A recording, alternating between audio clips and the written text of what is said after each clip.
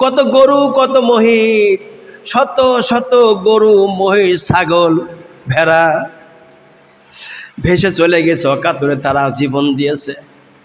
কত মানুষ মারা গিয়েছে এই ফেনীতে।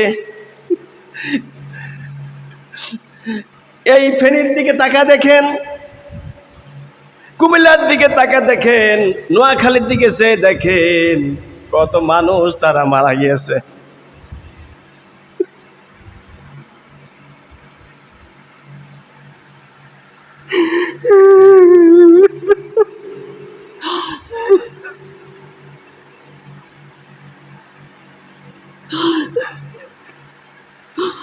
এত মানুষ মারা গিয়েছে, এত মানুষ মারা গিয়েছে, তার কোনো ঠিক নাই। আপনি বিন পাইসকে লাফালাফি করছেন নির্বাচনে, কেন? আপনারা কি দেশ স্বাধীন করলেন?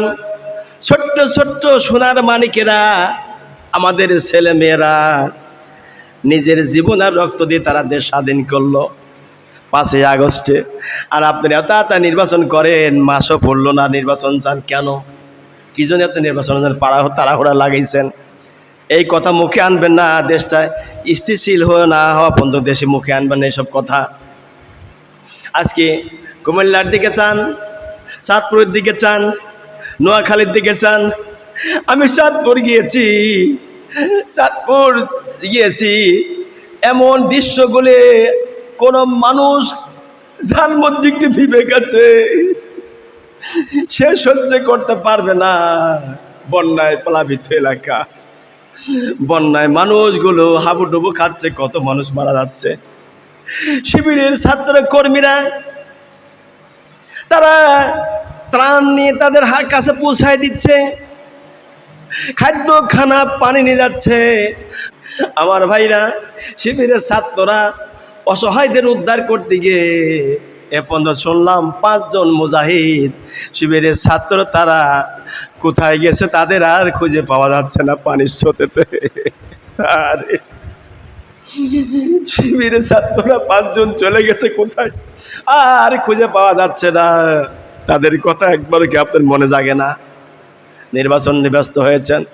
সে দেখেন চরমোনাই পীর রেজাউল করিম সাহেব কত কষ্ট করে সেখানে গিয়ে তাদের জন্য সাহায্য করতেছে, ত্রাণ বিতরণ করতেছে। মানুষের মুখে মুখে জামাত শিবির চরমোনাই পীরের কথা প্রশংসায় তাদের সেখানে ফুটে উঠেছে। এরা আমাদের সাহায্য করেছে, আমাদের হেল্প করেছে।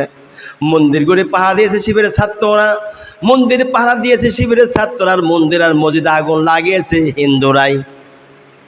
কেন লাগাইছে, কার ইশারায় লাগিয়েছে তা তো আপনারা পরে বুঝলেন। অথচ এই সকল ছাত্ররা কষ্ট করতেছে, আর আমরা 2টো ভাত খাচ্ছি, 3 বেলা পেট ভরিয়ে। এরপরও আমাদের কেন তাদের উপরে এত চাপাচাপি করতে হবে? রাজনৈতিক বিষয়ে এত কেন মাথা ঘামাতে হবে এখনই?